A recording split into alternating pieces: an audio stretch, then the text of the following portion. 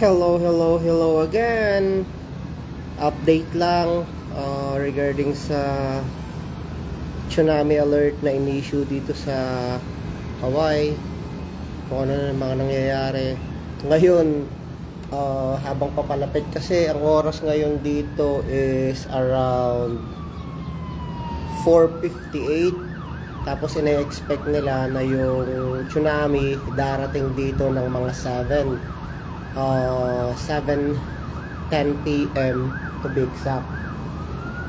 Kaya makikita nyo mayroon pang 2 hours, a little over 2 hours para yung mga tao lumikas sa mga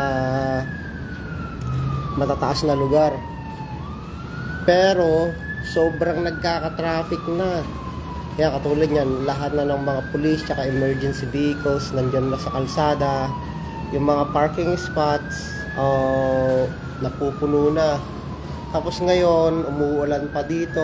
Well, ambon lang naman kasi ang ganda nga ng rainbow. Anyway, yan, mayroon pang 2 oras para sa expected na dating ng tsunami.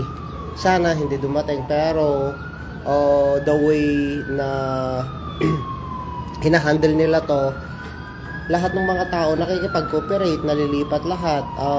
Base sa news, makikita sa news, sobrang traffic din sa mga expressway nila kasi lahat ng mga tao lumilipat sa mga higher areas kasi na-expect nila na mataas yung base dun sa alert, 4th floor pataas ang gusto nilang palipatin lahat ng mga tao, ganun kataas. So sobra.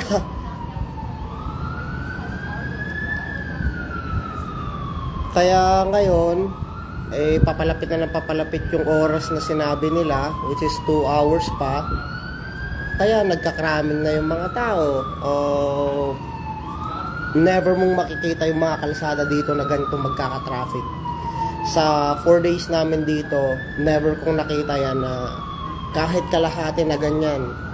Never. Tapos itong parking spot dito sa taas na to, hindi yan napupuno ng ganyan. Kalimitan, gabing-gabi na pag napuno. Tapos ngayon, no? Nag-ano na.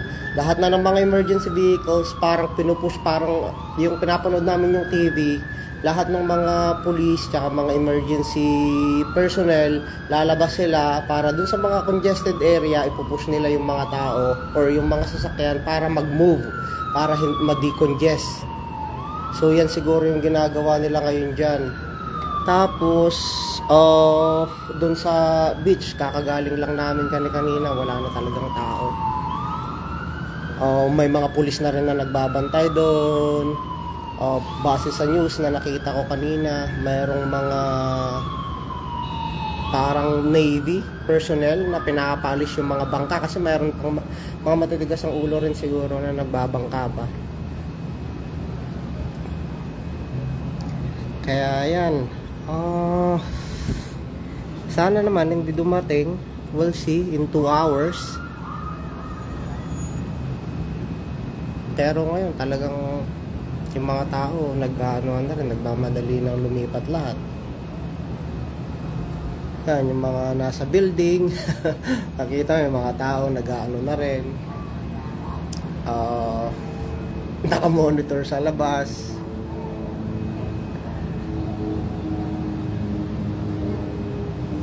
Yan, ang ganda pa ng rainbow. So yun, sana lang hindi dumating yung tsunami.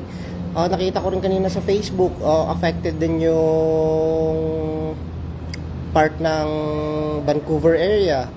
Mayroon din akong friend na nag-message sa akin, kahit sa Pilipinas mayroon din daw silang tsunami warning.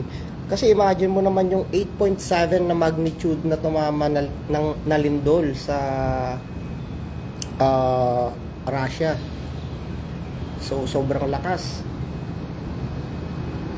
Meron din daw sa Japan, parang nakita ko kanina, pero ang inaano dito sa Hawaii is yung sa Russia. Lakas. Imagine 8.7. Grabe. Kaya parang ang laki ng coverage. Ayun, tingnan natin kung anong mangyayari. Pero sitwasyon ngayon parang talaga naman na nakikinig yung mga tao kasi lahat nag-evacuate talaga eh. Tapos lahat ng mga emergency personnel nasa ground na. Nakita mo kahit saan, kahit dun sa beach, ang daming mga pulis kanina. So kasi yan, katulad niya, nag-a-alarm talaga lahat.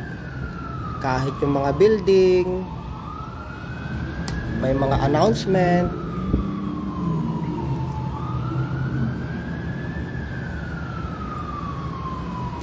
Yun, pray lang tayo.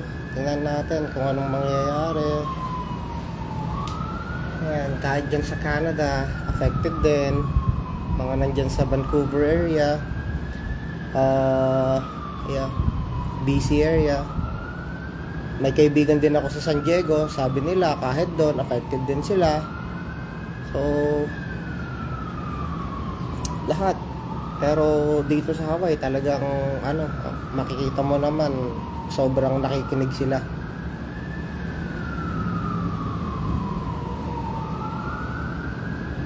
Kasi siguro na-alarma rin sila kasi ang lakas ng lindol, 8.7. Parang tanda ko dun sa Baguio, 7.1, 7.2 magnitude. Ang daming namatay. So, could you imagine pag 8.7?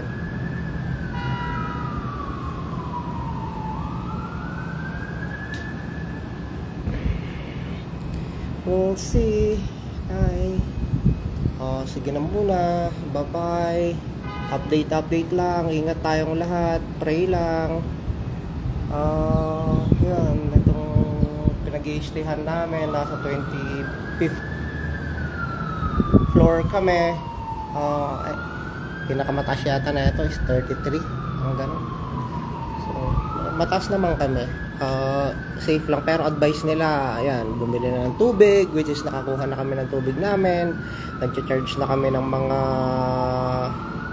maliban dito sa cellphone ko, lahat naman na fully charged. So lahat na ng mga bagahe namin nakapack. Yun lang. Pero ngayon sigurado ako lahat ng mga establishment, yung mga bilihan sarado na. Kasi pagkagaling ko sa baba kanina, lahat na isinarado na. Wala nang mga mabilhan, wala na lahat-lahat. So yun.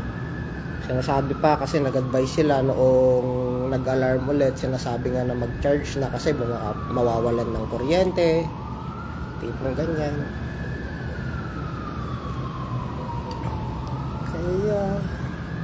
Kaya lang, we'll see. Pero yan, palala yung traffic. Hindi na nag-move. Kahit ilang emergency vehicles na yung nakita kong dumaan para i-push dyan sa may kasi parang may tulay dyan na mas mataas. Siguro yung mga ibang mga sasakyan kung walang malipatan dyan na sila mag-i-stay sa may mas mataas na tulay. Patulad niya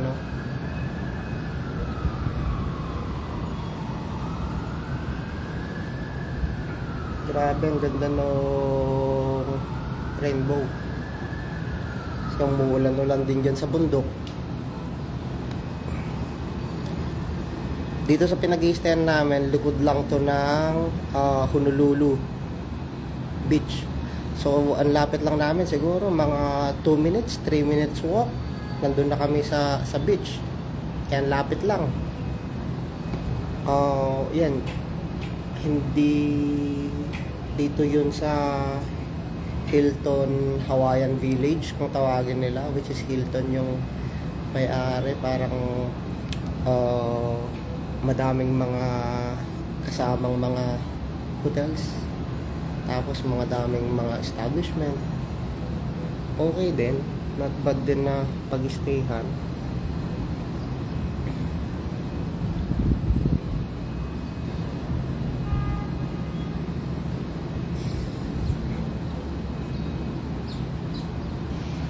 Ayan, talagang lalong lumalala yung traffic. congestion. Kasi yung mga tao kanina na mga naglalakad, wala na, napunta na siguro sila lahat sa mga sasakyan nila, lahat ng mga establishment, mga nagtatrabaho, aalis na rin. Ang mayayari, yan, nagkaka-traffic na.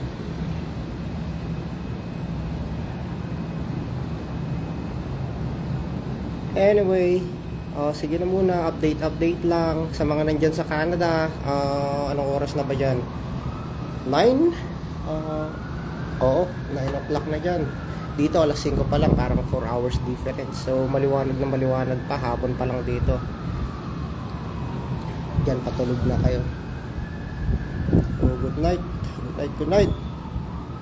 Ingat-ingat sa mga nandyan sa mainland ng US, Vancouver, sa Pilipinas, na affected nitong tsunami warning. Ingat lahat. Kahit sa mga hindi affected, ingat tayong lahat. God bless. Bye-bye.